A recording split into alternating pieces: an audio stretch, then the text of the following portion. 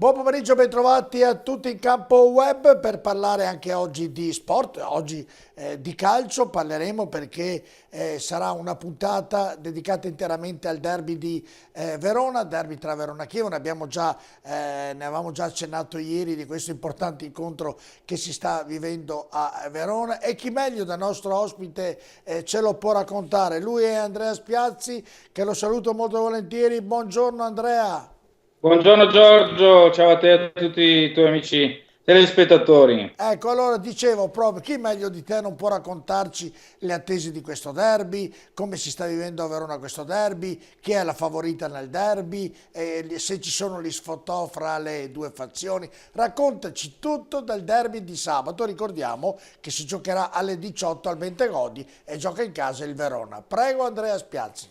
Naturalmente grande attesa, puoi immaginare Giorgio un derby che mancava da 11 anni, quell'anno disgraziato per il Verona, più fortunato naturalmente per il Chievo, quindi 11 anni fa l'ultimo derby, ci si ritrova in Serie A, che si vogliano smorzare i toni dall'una e dall'altra parte, c'è molta attesa, sarà un Bentegodi gremito, unico punto a sfavore del Chievo, pochi biglietti venduti per il settore ospiti, i clivensi stanno ancora attendendo, chissà, forse qualcuno si aggiungerà all'ultimo. Mi puoi dire, scusami Andrea, la quota della prevendita dei biglietti? Siamo a nemmeno 1500 per quanto riguarda il settore ospiti, tutto esaurito, invece i rimanenti postazioni Per un totale? per un totale sinora di 16 più 8 fa 24, e poi siamo intorno ai 26.000 in questo momento. Sì, dovrebbero raggiungere i 30.000, insomma, se poi arriverà sempre qualcuno da fuori, anche se io sono dell'idea, Andrea, che qui apro una parentesi e speriamo che il buon Alfano con Letta cambino le regole della tessera del tifoso, come hanno detto, tolgano questa regola che è un disastro, questa tessera dove uno non può andare l'ultimo giorno, deve prenotarsi prima, insomma deve avere più libertà. Naturalmente ci sarebbe più gente, comunque si sfioreranno i 30.000, insomma Andrea. Sì, sicuramente saremo intorno ai 28-30.000, un Bentegodi naturalmente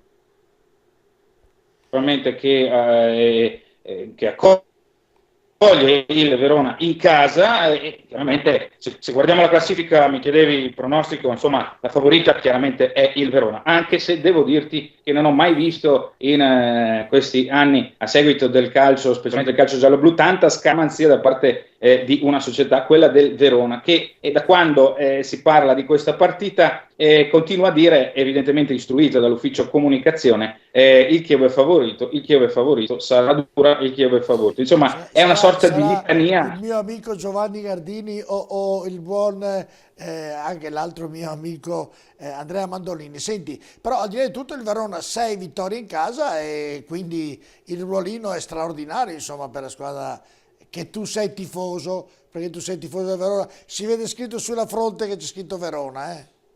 Sì, certamente la passione è quella. È un Verona schiaccia Sassi, schiaccia tutti, in questo momento al Bentegodi, cercherà a maggior ragione di farlo contro il Chievo. Ma attenzione, perché il Chievo, come ben saprete e saprai, ha un cambio di allenatore.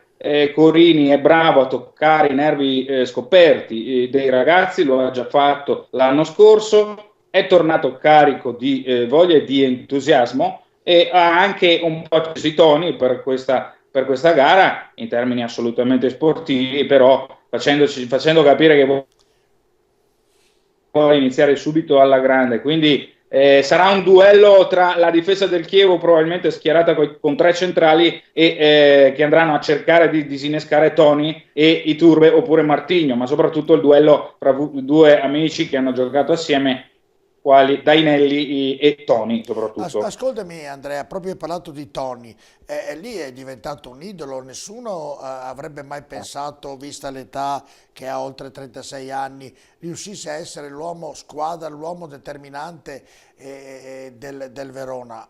Come sta vivendo questo inizio di campionato Tony lì a Verona e come vedono i veronesi Tony?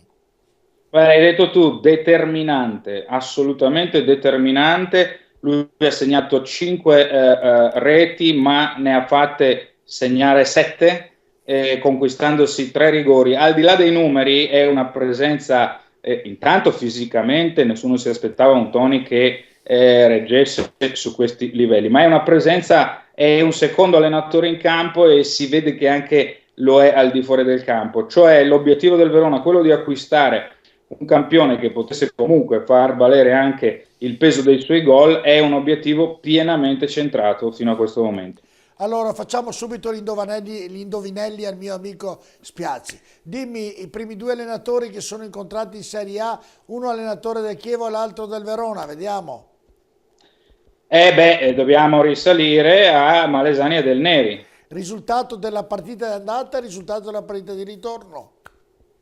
Allora, andata 3-2 per il Verona, con gol nel finale di Camoranesi, un gol pazzesco che fece esplodere lo stadio. 2-1 invece per il Chievo al ritorno, una sconfitta che costò anche cara ad un Verona che poi naufragò e precipitò addirittura in Serie B. Ecco, ricordami allora il momento in cui Malesani rispose in maniera un po' che fece arrabbiare il presidente Campedelli, che partita, che derby è stato?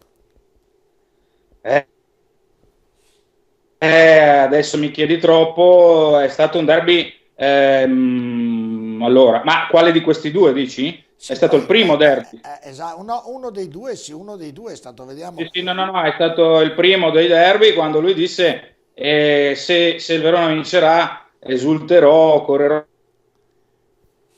sotto la curva, cosa che poi fece, Fece, è facendo vero, arrabbiare ricordo, naturalmente i suoi ex. e fece arrabbiare anche Campedelli che dopo riuscì a Eh, far pace. Senti, al di là di tutto, leggevo sul giornale che c'è stato un momento in cui le due squadre sembrava fossero vicine alla fusione, invece è stato bravo Martinelli a non farla. Tu beh, conosci meglio la realtà sicuramente di me a Verona. Adesso ci sono due realtà, una abbastanza solida, quella del Verona, una solida, quella del Chievo, ovviamente se manterrà la categoria. Ecco, come sta vivendo Chievo, l'ultimo posto in classifica che non era molto abituato, Campedelli, Sartori e tutto lo staff? Non lo sta vivendo sicuramente bene. Ti dirò che il richiamare Corini, cioè un allenatore che pure bene aveva fatto, ma che era stato scartato alla fine dello scorso anno, e stare anche a certe condizioni dettate da Corini, che giustamente ha preteso un biennale e ha preteso anche di avere voce in capitolo in quello che può essere poi già il mercato di gennaio e quello poi del prossimo giugno. Sono cose non da Chievo. Chievo ha conquistato e ha mantenuto la Serie A per anni grazie a una serietà e anche a una a un certo saper tenere molto bene le briglie e molto distinti i ruoli. È un Chievo, se vogliamo, da questo punto di vista, che non poteva avere altra soluzione per richiamare Corini. Quindi è un Chievo bisognosissimo di punti, perché come ben sai poi solo facendo punti i problemi anche interni si possono risolvere. Non è forse il periodo più brutto in questo momento dei 10 anni di Serie A del Chievo. Ecco, poi bisogna ricordare, tra l'altro per dover di cronaca, oggi era anche ripreso sui giornali, che il buon Corini ha giocato con Toni quando erano a Palermo, quindi oggi si ritrovano da nemici, uno deve far male all'altro, insomma, quindi è una sfida in più nella sfida.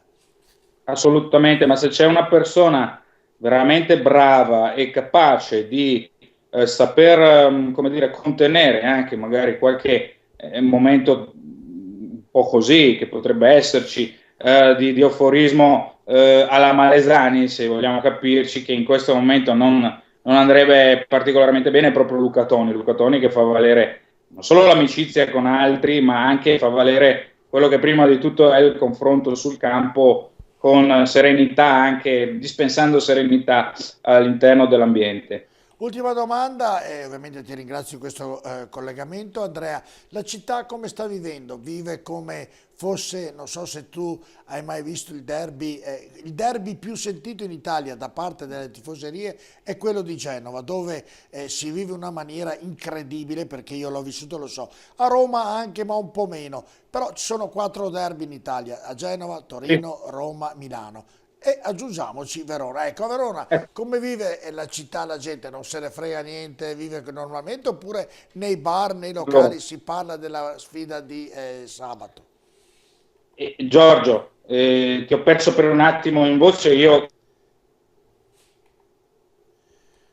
No, volevo dire appunto se c'era la sfida, non so, adesso è saltato il collegamento con il mio amico Andrea Spiazzi, e allora volevo dire se c'era e se c'è appunto adesso riproviamo a chiamarlo almeno per salutarlo, dicevo se c'è appunto la volontà da parte dei tifosi di creare e di fare praticamente una settimana di passione tra le due tifoserie. Non so se è quello che accadrà a Verona, perché in tutte le altre città, dicevo prima, proprio nella città di Genova soprattutto, il derby è vissuto con un'intensità incredibile durante la settimana, nei vari bar, nei vari ritrovi, poi viene Roma e poi gli altri, Milano e Torino, più o meno sono simili, anche se Torino è l'ultimo come diciamo intensità. Sta di fatto però che questo derby, essendo importante perché si gioca in Serie A, potrebbe accendere anche il tifo veronese. Vabbè, non riusciamo a collegarci con il mio amico Andrea Spiazzi, sto facendo i tentativi, vediamo, riproviamo perché dobbiamo chiudere questa puntata di Tutti in Campo Web. Sta suonando il suo telefono, vediamo se riusciamo ad aprirlo, mi sembra di sì, mi sembra che ci sia, e per salutarlo quantomeno dare un saluto al buon Andrea. Eccolo lì, lo vedo Andrea, se lui mi sente. Mi senti Andrea? Sì, sì, ti sento molto Ecco, bene. allora dicevamo che siamo in chiusura di puntata, e allora volevo sentirti, avevo la domanda è stata se per caso il buon tifo veronese, ti chiedo scusa perché con tutti questi aggeggi di Skype ti mettono in difficoltà, eccoti qui collegato. Dicevo, ecco, il tifoso veronese sta vivendo questa settimana con trepidazione come gli altri tifosi degli altri derby italiani, oppure lo sta vivendo normalmente anche visto il periodo difficile italiano? Guarda, è ancora un derby troppo giovane per poter parlare di rivalità. Certamente c'è attesa, c'è grande curiosità, c'è negli animi anche un po' più accesi, sì, questa rivalità sicuramente che viene insomma, che viene anche dagli anni bui, no? Al di là degli ultimi tre che ha dovuto passare il Verona a fronte invece di un Chievo che confermava di anno in anno la sua capacità di restare in Serie A. Quindi direi generalmente comunque grande curiosità più che rivalità, c'è comunque una bella attesa, quello sì. Pronostico, Spiazzi? Eh, io dico X, Mamma però mia, che te sei come un mio opinionista che dà X a tutte le gare. Vabbè, dai. dico X, però potrebbe essere una gara risolta nel finale, da ambo le parti, Io quindi guarda, dovrei dire X imparziale, però mi auguro che vinca il Chievo, non perché deve battere il Verona, perché deve uscire da quella classifica che è davvero preoccupante, almeno perché è più bello avere due squadre veronesi in Serie A che una retrocessa. Dunque mi auguro che il Chievo, e magari il ritorno con il Chievo salvo, che vinca il Verona per entrare magari in una Coppa Europea.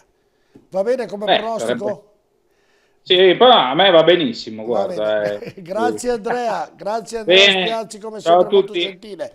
Siamo allora grazie a anche voi. in chiusura di questo TT Campo Web, abbiamo sentito Andrea Spiazzi che è un collega di Verona, che segue le vicende del Verona e del Chievo, le conosce davvero in maniera profonda, tra l'altro ha anche lavorato nelle radio, ha lavorato in televisione, quindi conosce davvero molto bene sia la società Verona che la società Chievo, e ci ha spiegato in maniera davvero esaustiva tutto quello che accadrà nel derby di sabato, addirittura con quasi 30.000 spettatori al Bentegodi. Lo seguiremo anche domani e attentamente sabato, per poi parlarne lunedì appunto di questo derby, che è davvero una gara da vedere e da gustare. Con questo è davvero tutto, io vi saluto, vi do appuntamento domani all'1 meno un quarto come di consueto in Tutti in Campo Web. Buona giornata.